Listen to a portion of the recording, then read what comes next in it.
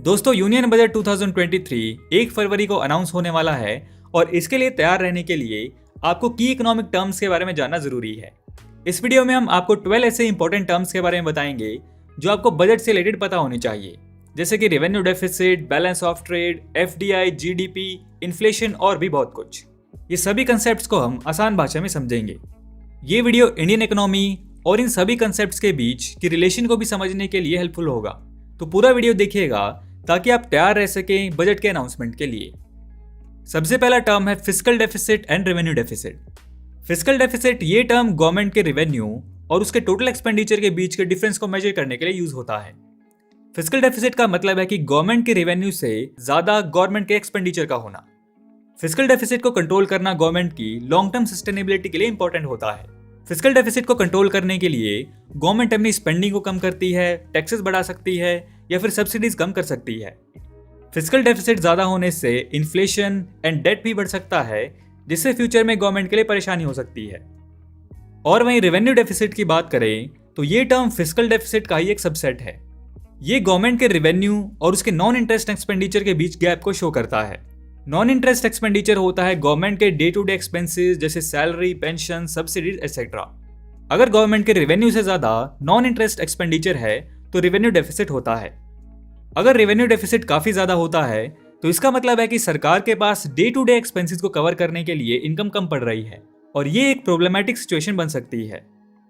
वैसे कई लोग fiscal deficit and revenue deficit में कंफ्यूज हो जाते हैं कि ये सेम होता है, लेकिन ऐसा नहीं है, ये अलग अलग टर्म्स हैं।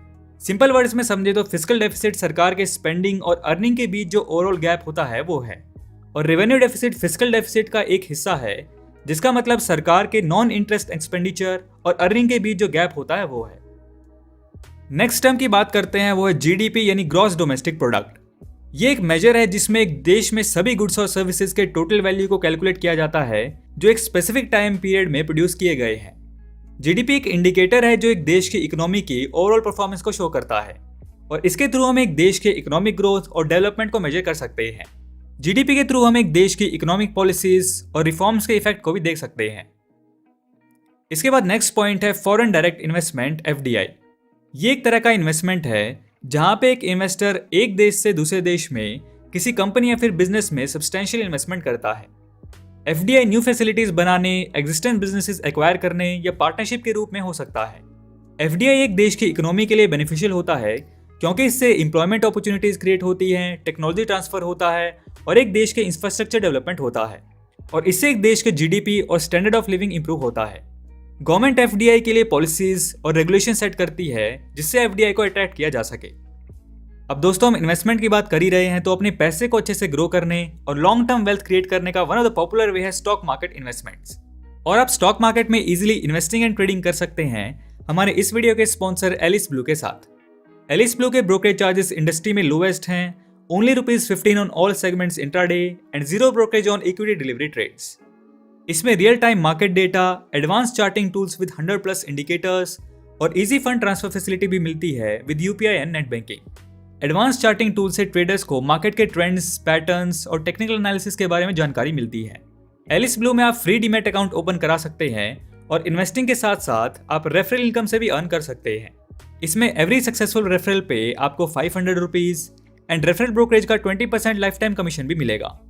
एलिस ब्लू में आपको एल्गो प्रोडक्ट क्रिएट करने के लिए फ्री एपीआईज का एक्सेस भी मिलता है, और एलिस ब्लू के ट्रेड स्कूल के साथ आप बेसिक लर्निंग करके अपनी इन्वेस्टिंग जर्नी स्टार्ट कर सकते हैं। तो एलिस ब्लू में अकाउंट ओपन करने के लिए आप डिस्क्रिप्शन बॉक्स में दिए गए लिंक पे विजिट कर सकते हैं। अब वीडियो में वापस आते हैं और बात करते हैं हमारे नेक्स्ट इंपॉर्टेंट टर्म की, जो है बैलेंस ऑफ ट्रेड। ये टर्म एक देश के एक्सपोर्ट्स और इंपोर्ट्स के बीच के डिफरेंस को मेजर करने के लिए यूज होता है। बैलेंस ऑफ ट्रेड का मतलब है कि एक देश के एक्सपोर्ट्स और इंपोर्ट्स का डिफरेंस। अगर एक्सपोर्ट से ज्यादा इंपोर्ट्स हैं तो बैलेंस ऑफ ट्रेड डेफिसिट होता है, और अगर इंपोर्ट से ज्यादा एक्सपोर्ट्स है तो बैलेंस ऑफ ट्रेड सरप्लस होता है। बैलेंस ऑफ ट्रेड डेफिसिट से एक देश की इकोनॉमी और करेंसी पर नेगेटिव इफेक्ट होता है, वहीं बैलेंस ऑफ ट्रेड सरप्लस से एक देश की इकोनॉमी और करेंसी पर पॉजिटिव इफेक्ट होता है। बैलेंस ऑफ ट्रेड डेफिसिट को कंट्रोल करने के लिए गवर्नमेंट ट्रेड पॉलिसीज यूज करती है। अगला टर्म है करंट अकाउंट डेफिसिट। ये टर्म एक देश के करंट अकाउंट ट्रांजैक्शन के बीच के डिफरेंस को मेजर करने के लिए यूज होता है। करंट अकाउंट ट्रांजैक्शन में इंपोर्ट्स, एक्सपोर्ट्स, इन्वेस्टमेंट इनकम और ट्रांसफर पेमेंट्स इंक्लूड होते हैं। अगर इंपोर्ट्स, इन्वेस्टमेंट इनकम और ट्रांसफर पेमेंट से ज़्यादा एक्सपोर्ट्स हैं तो करंट अकाउंट डेफिसिट होता है। करंट अकाउंट डेफिसिट से एक देश के इकोनॉमी और करेंसी पर नेगेटिव इफेक्ट होता है। करंट अकाउंट डेफिसिट को कंट्रोल करने के लिए गवर्नमेंट ट्रेड और मॉनेटरी पॉलिसीज का यूज करती है। नेक्स्ट टर्म है फिस्कल कंसोलिडेशन। ये टर्म गवर्नमेंट के फिस्कल डेफिसिट को कंट्रोल करने के लिए यूज होता है। फिस्कल कंसोलिडेशन का मतलब है कि गवर्नमेंट स्पेंडिंग को कम करना और रेवेन्यू को बढ़ाना।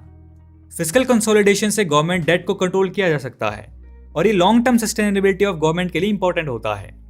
फिस्कल कंसोलिडेशन को गवर्नमेंट द्वारा tax reform, subsidy reforms, expenditure reforms और डिसइन्वेस्टमेंट के थ्रू इंप्लीमेंट किया जाता है।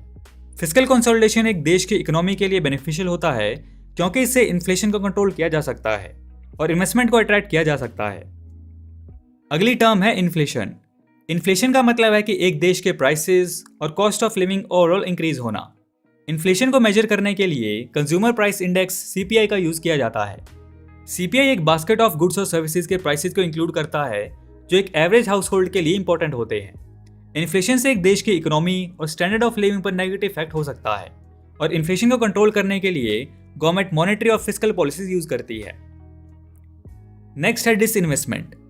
ये टर्म गवर्नमेंट के पब्लिक सेक्टर यूनिट्स PSUs को प्राइवेटाइज करने के लिए यूज होता है। डिसइन्वेस्टमेंट का मतलब है कि गवर्नमेंट के शेयर PSUs में कम करना। डिसइन्वेस्टमेंट के through government non core assets को सेल करती है जिससे गवर्नमेंट का रेवेन्यू इंक्रीज होता है। अगली टर्म है सब्सिडीज। ये टर्म गवर्नमेंट द्वारा सर्टेन गुड्स और सर्विसेज को अफोर्डेबल बनाने के लिए यूज होती है। सब्सिडीज का मतलब है कि गवर्नमेंट द्वारा सर्टेन गुड्स और सर्विसेज के प्राइसेस को कम करने के लिए फाइनेंशियल असिस्टेंस प्रोवाइड करना। सब्सिडीज एक देश की इकोनॉमी के लिए बेनिफिशियल होती है क्योंकि इससे परचेजिंग पावर इंक्रीज होती है और इकोनॉमिक ग्रोथ भी प्रमोट होती है। इसमें गवर्नमेंट किसी भी सेक्टर के लिए फंड्स एलोकेट करती है जिससे सब्सिडीज प्रोवाइड की जा सके। हमारी नेक्स्ट टर्म है direct and indirect tax. Direct tax एक इंडिविजुअल या बिजनेस जो अपनी इनकम अर्न करता है उसके अकॉर्डिंग डायरेक्टली गवर्नमेंट को पे करते हैं, और इनडायरेक्ट टैक्स कंज्यूमर्स द्वारा गुड्स एंड सर्विसेज परचेज करते वक्त पे किया जाता है इनडायरेक्टली, जैसे GST and custom duty. Taxes he government का मेजर सोर्स ऑफ रेवेन्यू होते हैं। इसके बाद लास्ट टर्म है पब्लिक एक्सपेंडिचर।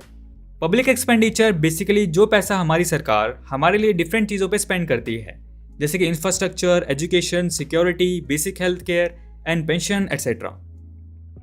इन टर्म्स और कॉन्सेप्ट्स को समझकर आप बजट 2023 में प्रपोज किए गए इकोनॉमिक पॉलिसीज और डिसीजन को समझने के लिए और उनके आप पर और देश के लिए क्या इफेक्ट है ये समझने के लिए और बेहतर तैयार हो जाएंगे। इन टर्म्स के अलावा और भी बहुत सारी टर्म्स होती हैं। अगर आप चाहते हैं हम और टर्म्स एक्सप्लेन करें तो आप कमेंट सेक्शन में बता सकते हैं। मिलते हैं आपसे नेक्स्ट वीडियो में एक ऐसी नॉलेजेबल टॉपिक के साथ। सो दोस्तों, वीडियो पसंद आया तो लाइक एंड शेयर करो यार, एंड नए हो तो इस चैनल को सब्सक्राइब कर लो क्योंकि मैं ऐसी वीडियोस आपके लिए लाता रहूँगा। And thanks for watching.